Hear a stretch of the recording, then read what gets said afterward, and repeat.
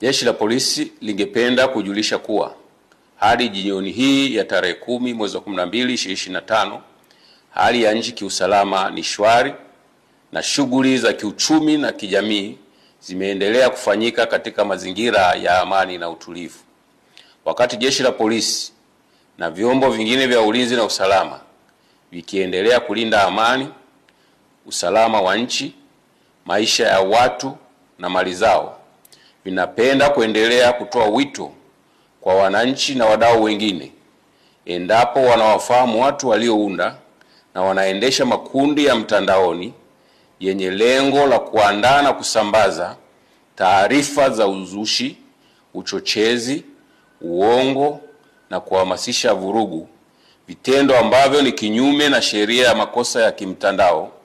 wasisite kutoa taarifa kwa siri kupitia namba zifuatazo: 0699 99 8899